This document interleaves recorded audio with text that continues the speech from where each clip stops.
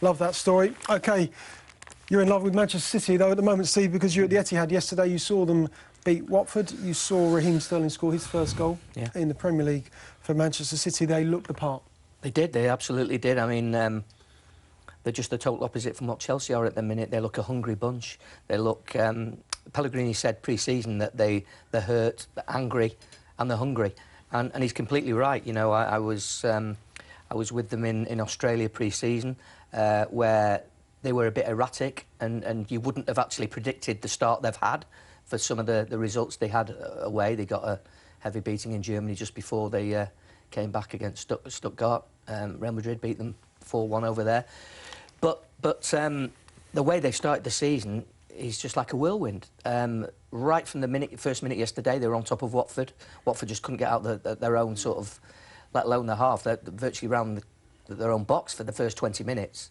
So it was always inevitable that they were going to win that yesterday. And Sterling, of course, is proving now what we all thought, that playing with good players on a regular basis will improve him, and that'll be good news for a spin-off for England as well, I'm certain, because...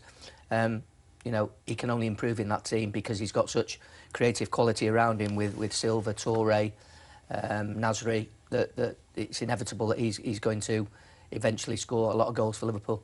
Yeah, and for Manchester City. For City, yeah, of course. Back page of the Sun, another story here. This is Neil Custis. Bruce Shaw. Pellegrini humiliated again, according to Neil. He says that the Manchester City manager didn't know that De Bruyne was having his medical at Manchester City yesterday. Is Pellegrini really kept in the dark to that extent? No, I'm not sure if he was humiliated, but I think he embarrassed himself. I mean, Steve and I were at the press conference, and he took the kind of obtuse manager thing to a new level. I mean, you know, De Bruyne was having a medical one part of Manchester, and in another part he was just calling it a rumour that City were even interested in him. So he was playing he was just playing, you know, I don't know to every question. Why? Which, well, why exactly? You know, why not just say, look, I don't talk about transfers until they're done, but it's clear we're interested in the player and he's a good player. That's all we want with simple souls, you know. I was in Monaco for the Champions League draw, and we got Klaus Allofs, the general manager at Wolfsburg, and he was talking much more openly about the details of the deal and much more mature approach, really. And I think it was on the same mix zone. Brian Marwood was there representing City, saying, "Well, you know more than we do," you know. And I think, well, we just spoken to Wolfsburg, and they just told us that the deal's happening and it's going ahead. I do find it weird with Premier League clubs in particular how you know they go about their business and try and sort of just.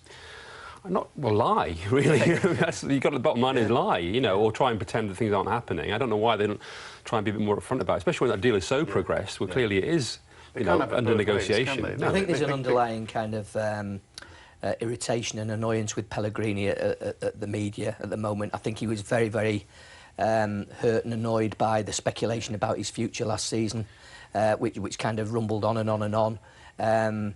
And I think he's got a real bee in his bonnet about that. He's sometimes with us, he's kind of quite combative. He kind of doesn't open up in the way that perhaps we would like and other managers do. And I think yesterday came on the back of his comment about Lopez leaving the club, and he said he was going on loan. Actually, it was a kind of permanent deal. So he's leaving himself open to a bit of kind of... I wouldn't say ridicule, but a bit of kind of jousting from the media in that he's not really sort of too communicative. I don't mind him being spiky with this because that's fine, he probably hasn't had the respect he deserves, quite honestly, in the years he's been here. But actually lying or just, you know, pretending something isn't happening when it is happening, that's a sort of different thing. And I just think that clubs can't have it both ways. You can't complain about the coverage if you're not willing to actually try and influence it in some way or give something out. If you're going to be like that, then you are laying yourself open to people writing anything. That's how the business works. Are there ever any lighter moments with him, John, in your experience? He in the right mood, once a press conference is just about over, he can be quite good, but he doesn't really give the impression he particularly enjoys the whole media contact thing. The best stuff last season with him was some of the Sunday briefings he did in that little separate room where he was a little bit more spiky. But it wasn't sort of angry spiky, it was more just like coming back at us as the media, wasn't he? Occasionally he was quite good then, but even then you weren't getting an awful lot out of him. It's quite funny when he talks about his own playing career. That's probably the best stuff you get out of him, because he presents himself as a bit of sort of rugged centre-half who bashed up the Chilean. That's right, and he had a bad temper, and he had to control his temper and stuff. He won two trophies in his first season, and I don't think he ever thought he got any sort of due credit for that. No. I think the club are sort of behind him on that as well. They don't think that when they won the title and obviously Capital One Cup, they feel that was kind of like but that wasn't just airbrushed out history. Was it? It was football, and I mean, he wasn't manager of the year, was he? No, he wasn't exactly. His peers didn't recognise exactly, it. and that's another source of irritation to him, I think, as well. But he could have handled the situation better yesterday by simply saying, "Look, I've not heard whether the deal's done yet. Once it is done, I'm happy to talk about it." But to kind of suggest that he didn't know whether De Bruyne was actually, 5 miles away in a hospital in Manchester was kind of, no need for it. No, his team are playing well. Where does De Bruyne fit in here? Because 2 weeks ago I was at Chelsea training ground, and Mourinho likes this. He likes to repeat this story about De Bruyne coming into his office crying every day. That's the word he uses, crying every day. It's a fascinating deal, isn't it? Because they sold him for, what, £18 million to Wolfsburg a little over a year ago. He had a fantastic season in Germany. And suddenly it's £54–55 million, and I think that it's either going to be very, very embarrassing for Chelsea or very embarrassing for City, isn't it? Because that's a huge difference in a year. And you're absolutely right. He does talk about this story about De Bruyne not really having that sort of strength of character to fight for a place in the team, and De Bruyne want to be a player who wants to know he's playing, and then can almost have a team built around him and have that sort of comfort blanket. And clearly that's not going to happen at Chelsea. And it may well not happen at Manchester City either, especially if he doesn't start very well, because obviously they've got lots of options. But clearly I'd have thought they're looking to play him instead of Navas. I think that's the player who's under threat in terms of this position in that team. And with the way that De Bruyne plays, he can play a number of positions behind the striker, so they've got that interchangeability with Sterling and Silva now. And that three behind Aguero looks incredible, doesn't it, really? But I'm fascinated to see how he does, because I saw a bit of him at Chelsea, and I was more in the Mourinho camp, I've got to say, from what I saw at Chelsea. But then, obviously, at Wolfsburg, he's done fantastically well, so it will be interesting to see how he copes at City. Yeah, see how he fits in. OK, let's move on to another team in the Premier League, Tottenham. They drew yesterday at home to Everton. John, they're still without a win. They haven't won this season in the Premier League. We know that, of course, a couple of signings, NG, for example, in the stands yesterday with Son. Are they really going to make the difference for this Tottenham team, Pochettino? I'm not sure they are, and they're also after Wanyama, who's another player who's a very solid acquisition. But to me, Spurs lack a little bit of magic. They lack a little bit of flair, the kind of football you associate with Tottenham historically, I suppose. I've seen them a couple of times this year, and they've looked very Pochettino, very, very hard-working, very, very energetic, and very much a unit. But with limited ideas in terms of how to break teams down, and if Harry Kane is going to have a difficult second season, which he might do, they're going to be short of options. If they can't bring in Berahino, who's going to give Harry Kane a rest? And I just pick up from some of the fans there's a little bit of a doubt starting to creep in, as it always does with Tottenham managers. Eriksen's injured at the moment, isn't he, I think? Yeah, he missed yesterday's game. That's a big difference, I think. Eriksen's injured at the moment. They've got no experience, no real experience in the team. No, I got a funny feeling, I'm pretty sort of slightly conscious of that. I think they will come good. I think these two signings are very, very important, NG and Son. I think they've got to come in and do well. I think it's very, very hard to criticise Harry Kane at the moment because he's doing so much work and he's on his own. And he's not really an out-and-out centre-forward. He likes to drop a bit deeper and help create himself. So he needs somebody alongside him or close to him to help take that workload off him. But I've got a funny feeling they will do OK by the end of the season. But it's obviously been a very difficult start to the campaign. They're not sort of losing lots of games. But you're absolutely right. The creativity is missing.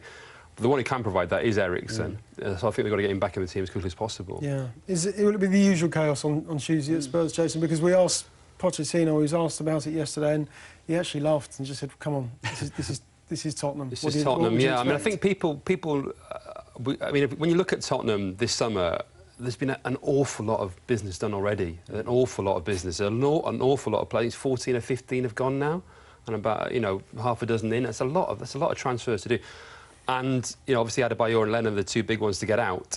Lamela, still possible. I don't think so, but I think Lamela is still possible. They can't... I think Lamela, the problem is the fee, and they can't really lose too much money on him again, and maybe if he goes out. But I suspect it will be a busy day because, again, as we're alluding to, they're lacking something. But they're quite happy with the business they've done. I think they think they've done quite good business at Spurs. I think they think people don't really value what they've done highly enough this summer. I think it's the perception from outside is Tottenham is a revolving door.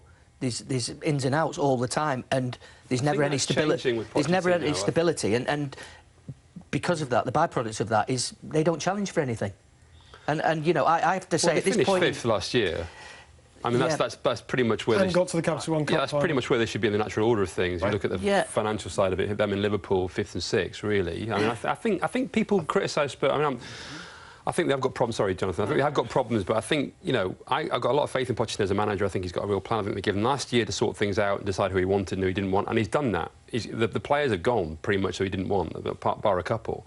So I think they will get there by Tuesday. They do need a good transfer window because past history is not good for them, is it? You know, they've wasted the Bale money by a lot of kind of... Well, they went too far. They bought too many players. Yeah. That was the mistake with the Bale money. Some of those have gone now. Yeah, others might go. Most of them have gone, yeah. And, you know, I think there's no real sign for me that, they're going to really push on and challenge that top 4. I can't see it at the moment. I think they're vulnerable. I think Crystal Palace, we were talking about earlier, yeah. I think Palace could finish above them. I think they're going to have to do a lot more than they've shown. I think clubs do sense they're vulnerable, yeah, you're right. You've mentioned Son, though, he's a good player, isn't he? Yeah, he's a player they looked at a couple of years ago. They thought about buying him when he's at Hamburg. He went to Bayer Leverkusen. Where's he going to play, Jason? Well, I think they'll play him out. They'll play him out wide, but obviously I think he can play through the middle as well. I think, you know, there'll be again, that sort of interchangeability. You know, they might drop Harry Kane back a little bit and put him up, or obviously play him in cup competitions when, you know, they might want to rest Kane. So I think he's a clever player. I don't know enough about NG, but I think, you know, again, he's a player with pace, and I think they want to get into the team. So I'm just a bit more optimistic about Spurs than most people, maybe blindly so. But I quite like the way Pochettino goes about his business. I think there's more joined up behaviour at Spurs this summer. I think they've had a plan of getting players out and players in, and I think they're sort of getting towards the team has changed an awful lot, actually. He's changed that team an awful lot. He's brought down the age profile, and I can see them doing reasonably well with 1 or 2 other additions. OK, let's see what they do. They drew 0-0 at home to Everton yesterday. There have only been 7 wins so far at home in the Barclays Premier League this season. Why does everyone prefer to play away? More on that next.